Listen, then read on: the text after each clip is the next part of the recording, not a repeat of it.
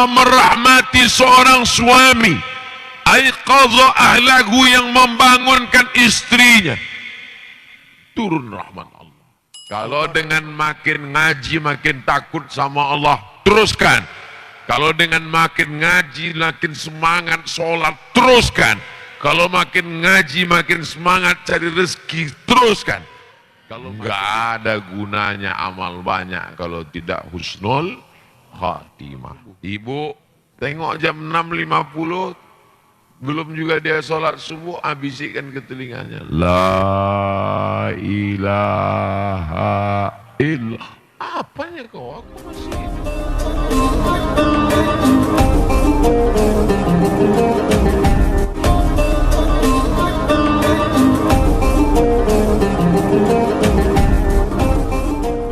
Mudah-mudahan dengan tausiah malam ini besok menjadi lebih semangat, sholatnya tidak tinggal, perhatian kepada tetangga, kawan, jiran, berbagi dalam bentuk zakat, wakaf, infak, sedekah, anak keluarga lebih diperhatikan, dan yang paling penting istiqomah, mati husnul khatimah.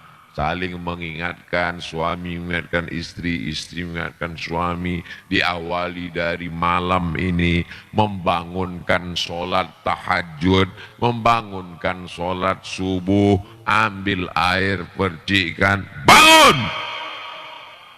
Itu kalau nikahnya udah 20 tahun. Tapi kalau yang honeymoon kemarin, wake up my darling, wake up my honey. Oh, bangun dia. Apa ayat kita malam ini, Bang? Ayatnya adalah aku mati tanpamu. Kalau tak ada kau, matilah aku, kata dia. Ayatnya apa? Kullu nafsin za'iqatul maut. Rahimallahu mura'an, Allah merahmati seorang suami, aiqadha ahlahu, yang membangunkan istrinya, turun rahmat Allah. Coba renung sejenak, nggak usah dijawab, tidak usah jawab pakai lidah, jawab aja diri sendiri. Sudah berapa lama nikah? Sudah berapa kali membangunkan istri tahajud? Kapan terakhir? Nggak usah dijawab. Betul kata Ustaz Somad. Kapan terakhir mengajari istri baca Quran? Kapan terakhir mengajarkan dia wudhu, bahwa tumit ini mesti basah, kaki ini mesti masuk air ke dalam? Kapan mengajari dia kuku mesti dipotong? Kapan mengajari dia nun mati ketemu dengan waw min waraihim kullukum ra'in, setiap kamu kepala rumah tangga, wa kullukum mas'ulun, kamu akan disoal, akan ditanya di hadapan Allah tentang istri dan anakmu. La tus'alun na yawma idzin anin na'im. Oh, jadi laki-laki ini berat tanggung jawabnya Pak Ustadz ya? Kalau gitu aku jadi perempuan aja lah Pak Ustadz. Jangan. Kau sudah ditakdirkan Allah jadi laki-laki, jadilah laki-laki yang perkasa. Allahu Akbar. Saya cuma mau ngetes bunyi takbir kalian aja. Jangan sampai pas saya bilang itu, Allahu Akbar.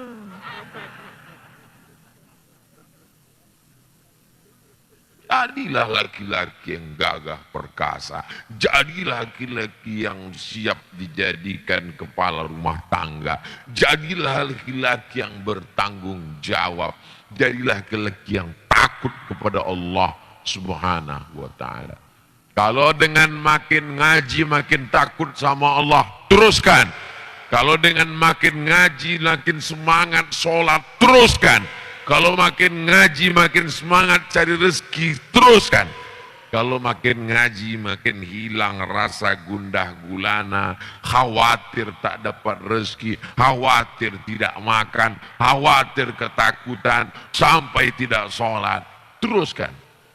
Tapi kalau dengan ngaji hanya sekedar ini guru saya, ini hebat, ini lebih hebat.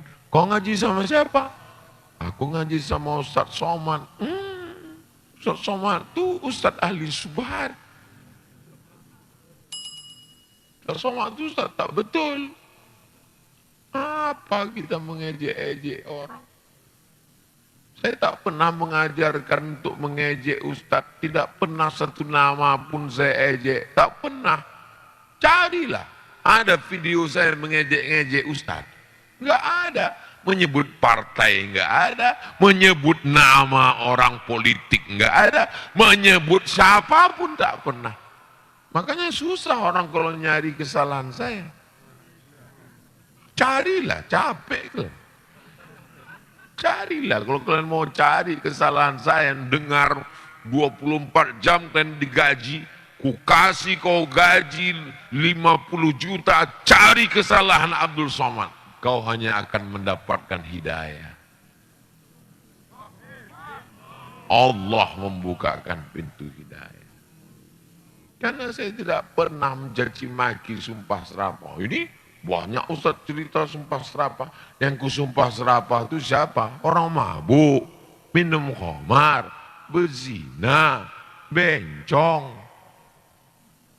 Jadi kalau kau sakit hati berarti kau enggak ada sih bilang begitu.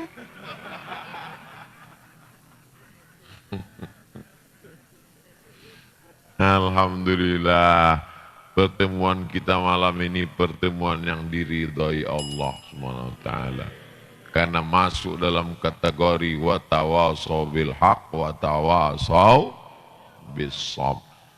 Ustadz biasanya kalau ceramah itu ada kesimpulannya Pak Ustadz.